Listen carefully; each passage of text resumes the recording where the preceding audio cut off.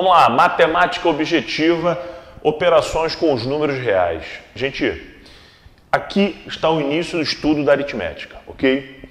A matemática ela é dividida, na verdade, em 3 frentes. A gente pensando aí em todo o ensino fundamental 2, em todo o ensino médio. Que 3 frentes são essas? Aritmética, álgebra e geometria. Então, para o nosso estudo da aritmética, a primeira aula é essa, operações com os números reais, ok?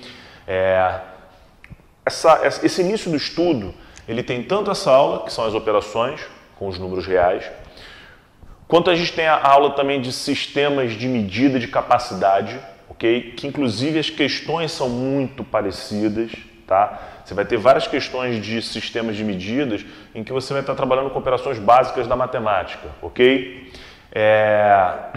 As questões de conjuntos numéricos, que é basicamente explicar passo a passo cada um desses conjuntos, uma atenção especial para o conjunto dos números racionais. Por quê, professor? Porque os números, ali, nesse conjunto aqui, estão as frações, que são extremamente importantes na matemática, e estão as perigosas dízimas periódicas, ok?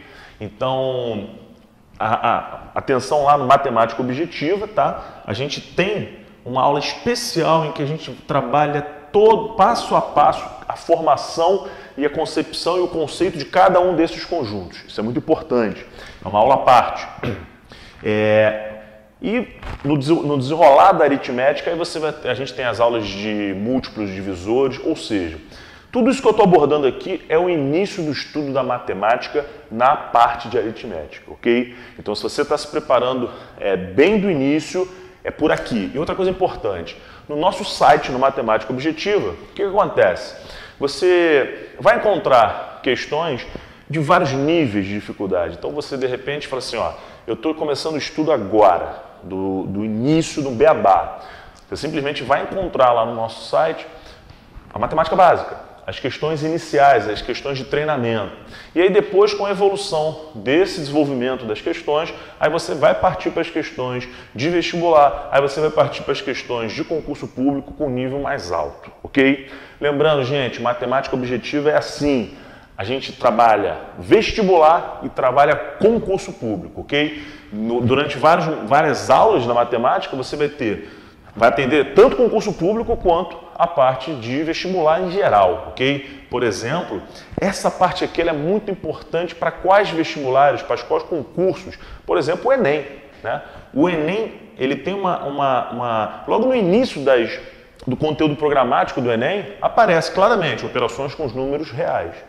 E para a galera que está aí acostumada com concurso público, é muito comum nos editais, você vê logo no início lá, nas primeiras informações do conteúdo programático e matemático, ó, operações com os números reais, ok? Então, essa aula aqui é muito importante. Vamos lá. Primeira coisa, eu destaquei aqui as 4 operações fundamentais da matemática, sendo que, é claro, eu vou dar um destaque muito especial para a soma. Então, destaque aqui bem especial para a soma, por quê? Vamos lá. Todas as outras operações vão ser o quê? Derivadas da adição, da soma. Então, olha só. Eu quero subtrair. O que é você subtrair? É você somar por um oposto, né? Só chegar assim e falar assim, ó, qual é o oposto de 5? É o menos 5. Então, se você pegar esse número e somar com o oposto, você, na verdade, fez o quê? Uma subtração, ok? Multiplicação. Multiplicação, gente, nada mais é do que você compactar somas. Né? O que é, na verdade, o 5 vezes o 4? Né? 5 vezes 4. O que é 5 vezes 4? Na verdade, é o 5 mais 5 mais 5 e mais 5. Aí chegou uma hora e falou assim, peraí, para que ficar repetindo essa soma tantas vezes? Isso aqui é o 5 vezes 4, ok? Porque ele aparece a soma dele 4 vezes. Tudo, ó, derivado da soma. E o que é a divisão? A divisão, bem, se esse é derivado desse, esse é derivado desse. A divisão nada mais é do que, o que é dividir? É você multiplicar pelo inverso. Então, se eu tenho aqui, por exemplo, 8. Qual é o inverso do 8? 1/8. Quanto é que dá essa multiplicação? Dá 1. Lembrando, você não precisa somar você não precisa multiplicar necessariamente pelo seu inverso. mas a multiplicação por valores inversos gera a divisão. Tranquilo? Mas é muito importante, ó, essas 4 são as 4 operações elementares da matemática e elas vão ser,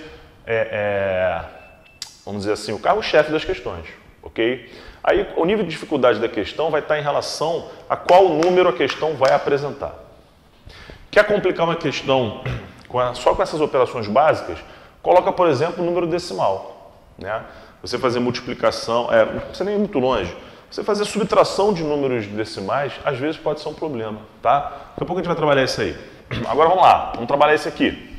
Vamos falar um pouquinho disso. Lembrando, gente, existe uma aula, tá, individual só para os conjuntos numéricos. Isso é muito importante. Mas vamos fazer uma abordagem aqui mais rápida.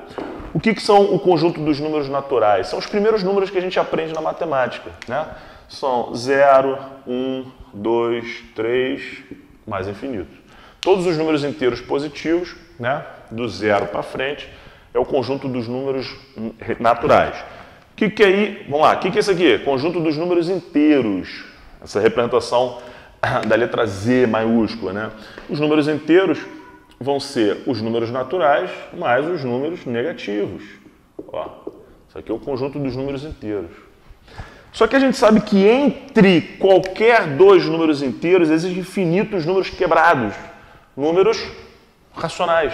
Aliás, cuidado, gente, tem gente que acha assim, os números racionais são só esses números que estão aqui dentro. Não, tudo mais os números que estão aqui dentro. Então, acontece assim, você começa a fazer um diagrama, ó, conjunto dos naturais, conjunto dos inteiros, conjunto dos racionais, tranquilo? Cada vez que a gente vai aumentando o conceito dos conjuntos, a gente vai agregando mais números, ok? Então, por exemplo, esse 1,337, ele está aqui, ele está entre o 1 e o 2, ele é o conjunto, né, ele faz parte do conjunto dos números racionais, ele estaria aqui, por exemplo, tranquilo? O famoso 3,14, ele vai entrar onde? Ó? Aqui, ó, no meio, aqui em algum lugar aqui entre o 3 e o 4, que é o famoso número π, né? O número π. Só que, desculpa, agora cuidado, o conceito, para não falar conceito errado. O π, ele cai num problema, que a gente fala em 3,14, só que o π não é 3,14. O π é o número 3,14, 15, 92, 65. Opa, aí cai num problema. Aí ele já não pode ser um conjunto dos racionais. Sabe por quê? Para ser racional, pode ser transformado em fração. E o π a gente não consegue, ok? Então, já expliquei o conjunto dos números irracionais.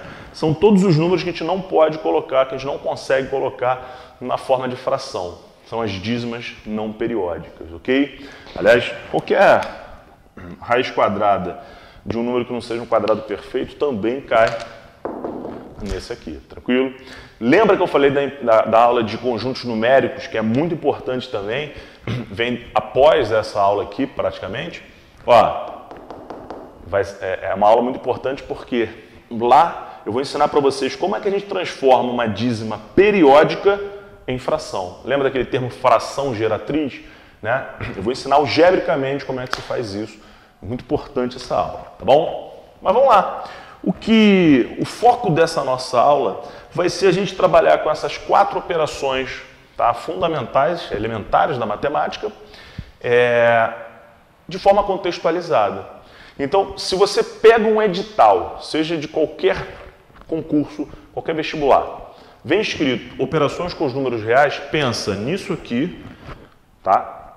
Questões que vão trabalhar com essas operações fundamentais, de forma contextualizada. A questão vai criar alguma situação do cotidiano simplesmente fazendo essas operações aqui. Não vai ser mais do que isso, ok?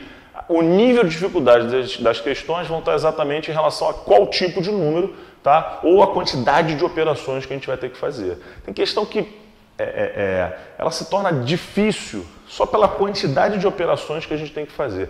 Às vezes os números nem são tão complicados, ok? Mas quando você bota na forma contextualizada muita operação, a questão já fica muito perigosa. Até aí, beleza? Então vamos lá.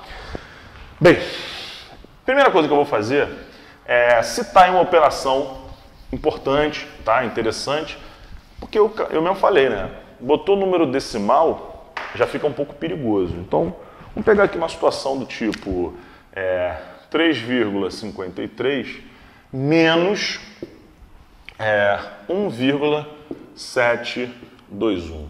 Tudo bem? Atenção, por quê? Número decimal é uma questão de organização. Então, a primeira coisa que você tem que fazer aqui é o seguinte, gente.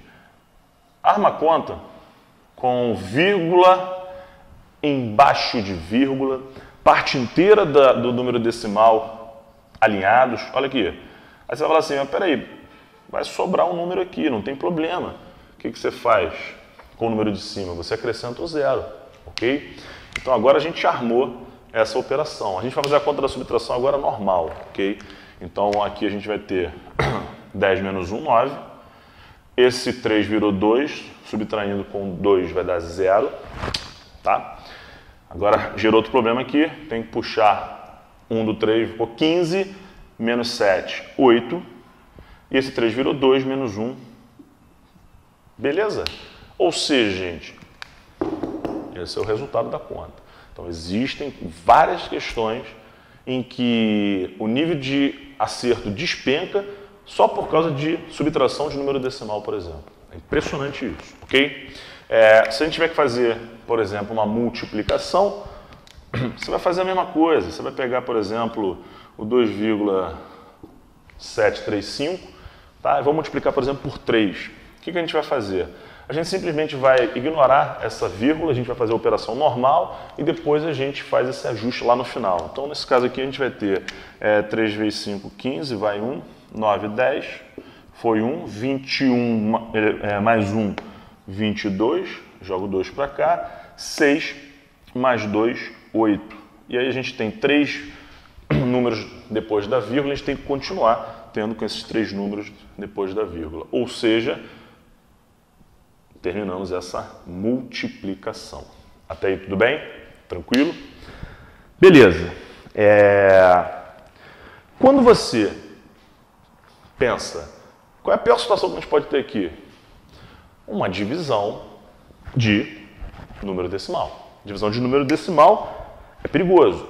Agora, você pode ter certeza de uma coisa. O que vai acontecer? Na hora da questão, a conta vai ser viável, ela não vai ser uma conta inviável. E provavelmente ela vai cair num valor racional, tá? Embora isso não seja obrigatório. Você pode pegar, por exemplo, 10 dividir por 3, vai dar 3,3333. Não tem problema nenhum. Mas, geralmente, quando tem nas opções de múltipla escolha, geralmente ele vai botar 2 casas decimais. Então, vamos pensar aqui numa situação, ok? Vamos pegar, por exemplo, o número 3,39 e vamos dividir isso por 3, ok? Então essa é a divisão que a gente quer fazer. Uma operação em que eu botei aqui de propósito valores fáceis. Por que fáceis? Porque esse número é divisível por 3, ok? Tá, Zimmermann, como é que a gente vai fazer essa conta aqui de forma bem tranquila, bem... Basicamente, você vai pensar no seguinte, olha só, o 3,36 é o 339 sobre 100, tudo bem? E dividir por 3 é a mesma coisa que multiplicar por 1/3. Então, o que você vai perceber aqui? Essa aqui é uma forma bem segura. Você vai perceber que você pode dividir esses dois números aqui. Você tem uma multiplicação, ó. Isso aqui vai ser a mesma coisa que 339 sobre 300. Só que é claro, você vai simplificar, ó. Você vai dividir isso aqui por 3, vai dar 3, 113. Ou seja, gente, ficou 113 sobre 100. O que a gente faz? Dividir por 100, ó, mole. O número inteiro, a vírgula está aqui. Dividir por 100, dá com a vírgula 2 vezes para a esquerda. 1, 2, 1,13. Resposta dessa divisão. Aliás, reforçando, gente, operações com os números reais é uma primeira aula, uma introdução muito importante, tá? Logo depois, uma das aulas que vão completar, que elas são muito próximas, como eu já tinha citado, são as questões de sistema de medida. E as questões de sistema de medida, você vai perceber muito a importância de você saber deslocar uma vírgula, né? Então aqui a gente pode reforçar essa ideia. Olha aqui, se a gente tem 5,75, tá? Se a gente quer multiplicar isso por 10, gente, multiplicar por 10 é a mesma coisa que andar com a vírgula uma vez para a esquerda. Opa! Direita, 57,5, ok? Andou uma vírgula para cá. Ah, vamos pegar esse número aqui e vamos multiplicar por 1000. Gente, multiplicar por 1000, a gente vai continuar andando para a direita. Então, ó, 57, andou uma vez, andou outra vez, botou um zero, andou a terceira vez, botou outro zero. Aqui, ó, 57.500, ok? Agora, se a gente tiver que dividir, aí agora a gente vai fazer o contrário. Agora sim a gente vai para a esquerda, tá? Então vamos lá. Ah, eu quero pegar o 5,75 e dividir por 10. Pega essa vírgula, anda uma vez para a esquerda. Então isso aqui vai ficar 0,575. Em questões de sistema de medida, sistema de capacidade também, é muito importante você saber andar com a vírgula. Multiplicar por 10, anda com a vírgula para a direita. Dividir por 10, anda com a vírgula para a esquerda. Tranquilo? Bem, e aí a gente precisa fazer uma OBS importante, que são para as questões de comparação, ou melhor, operações com o sistema de medida de tempo, né? Por exemplo, se a gente chegar e falar assim, ó, eu tenho aqui 1h53 e eu quero somar a um tempo de 2h47, ok?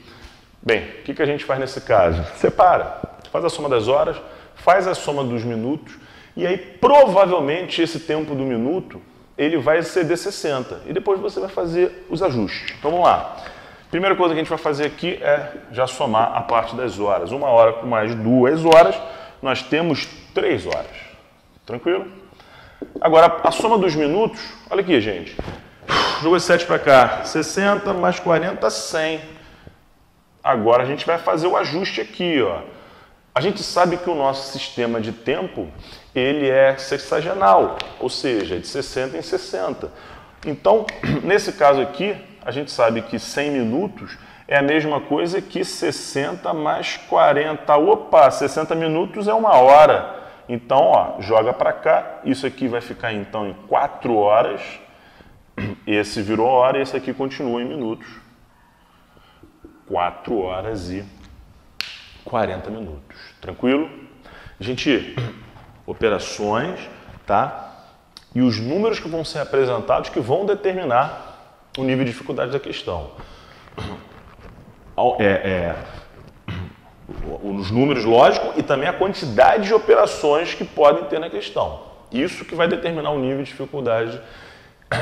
E o terceiro passo também importante é a contextualização. Contextualização sempre transforma a questão numa questão mais difícil. Então tem que tomar muito cuidado com a leitura e com a coleta dos dados. Ok? Bem, vamos fazer o seguinte, vamos fazer agora algumas questões, tá? Eu selecionei aqui umas questões para a gente trabalhar nessa nossa aula, ok? E a primeira questão que eu vou trabalhar com vocês vai ser, vamos ver aqui, paranã, uma questão do Enem, tá?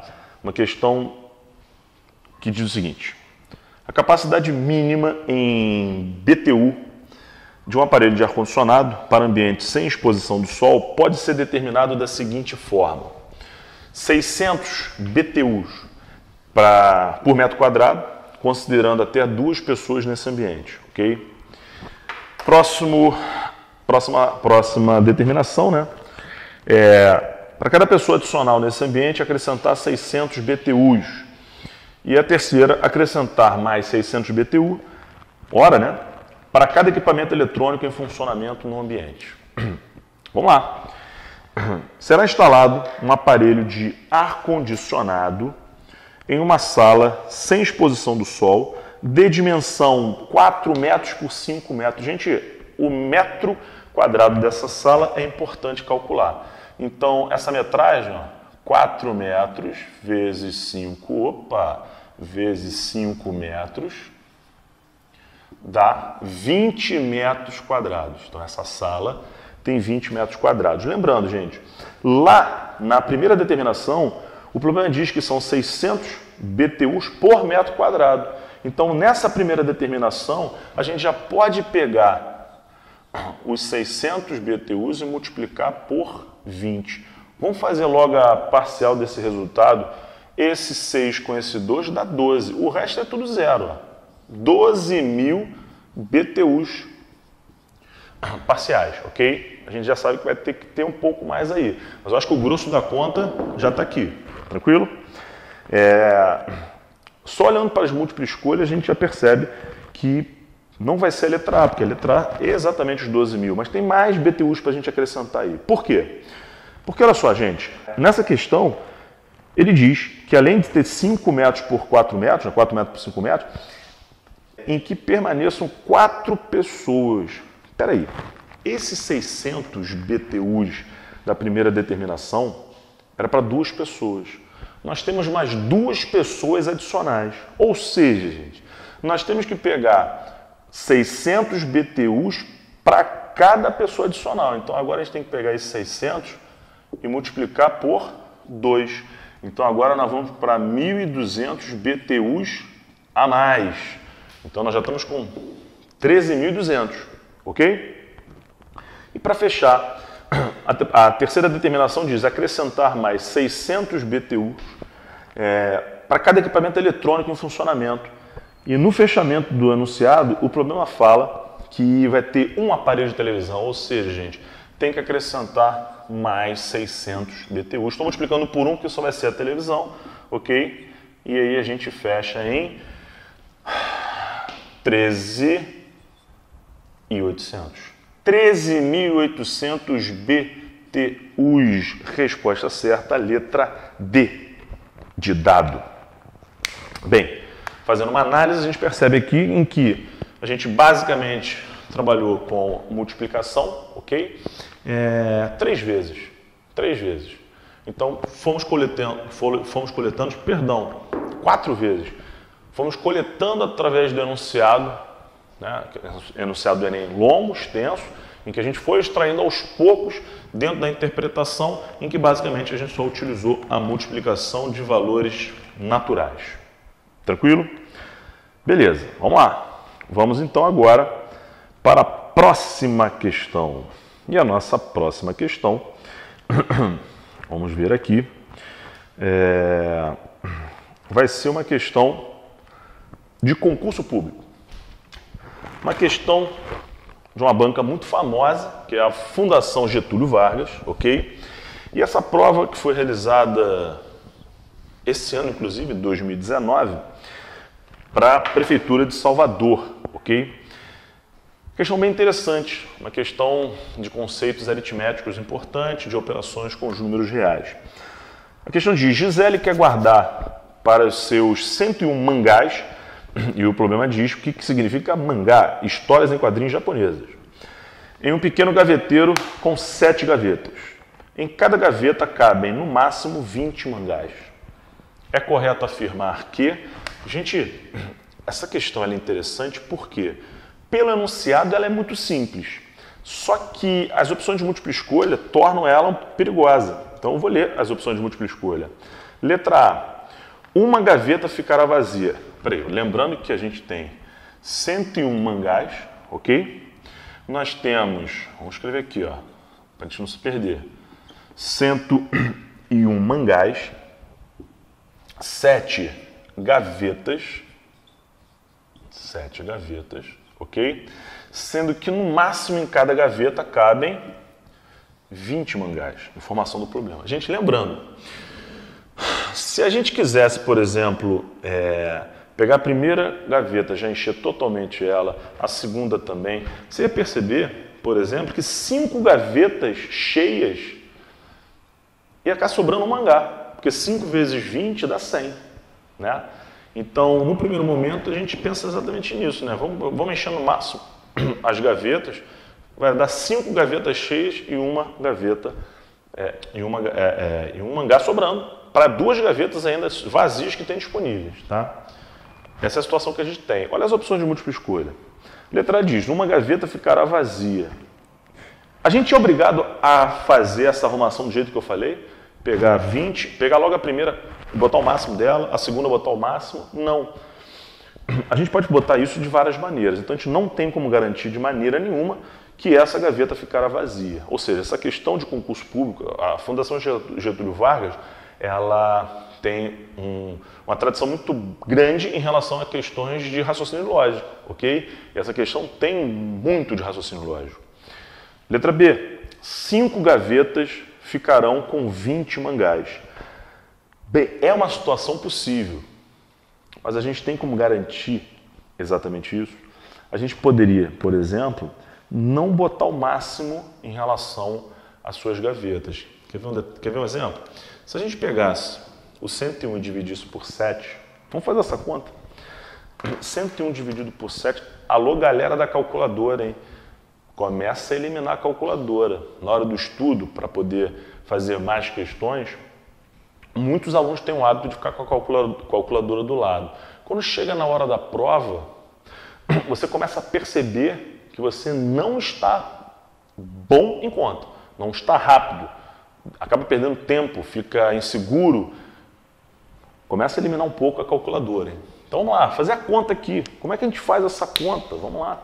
101, né, dividido por 7. Você vai pegar o 10 aqui, né? Vai ficar quociente 1, resto 3. Você vai baixar o 1 e aí você vai falar assim, opa, não vai dar exato. Tudo bem, a gente vai usar o quociente 4.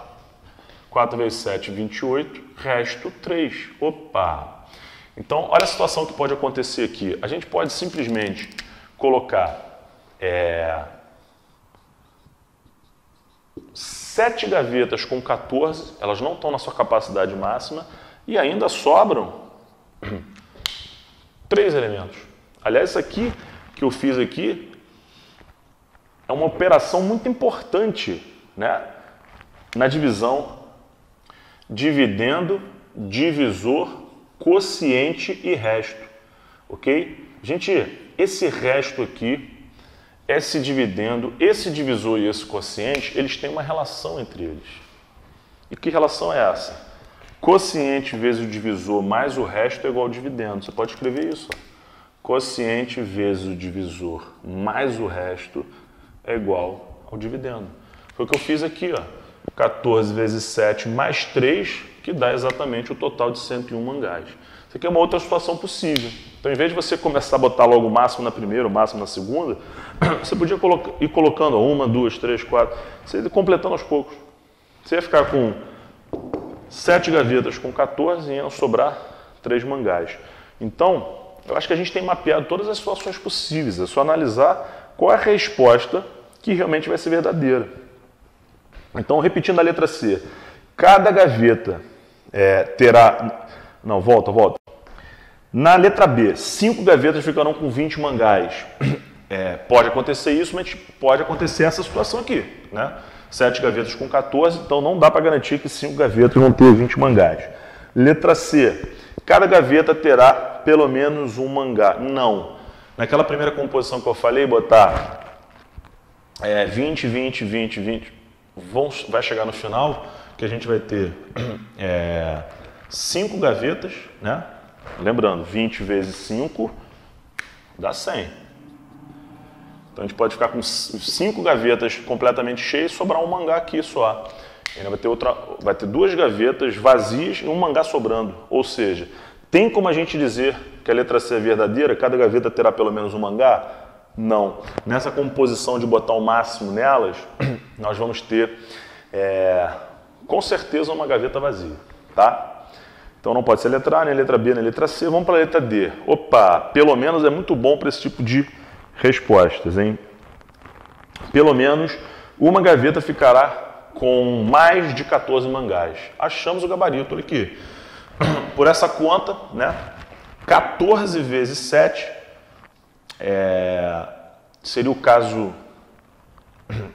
da gente botar distribuir esses 101 mangás, né, de forma homogênea, a gente ficaria com 7 gavetas com 14, ainda sobrariam 3. Então, esses 3 que sobram garante que a gente vai ter pelo menos uma gaveta com mais de um mangá, correto? Aí você fala assim, não, mas, pô, Zimmermann, se fosse aquela situação inicial de você botar o máximo, pronto, na primeira que tu botou o máximo, a gente já tem pelo menos uma gaveta com mais de 14. Então, na pior das hipóteses, seria esse caso aqui, e sempre vai ter pelo menos uma gaveta com 14. Logo, a resposta certa é letra D de dados. Só para fechar, gente, a letra E diz, nenhuma gaveta ficará vazia. Não, naquela composição inicial, a gente ficaria com certeza com uma gaveta vazia, sim, ok? Então, essa questão tem um quê de raciocínio lógico. Então, lembra sempre disso. Quando você tem uma questão em que ele começa de cara falando assim, ó, uma gaveta ficará vazia, essa imposição, você já tem que pensar que, opa, a gente não tem como garantir. A gente tem que pensar nesse tipo de caso na pior das hipóteses. Beleza?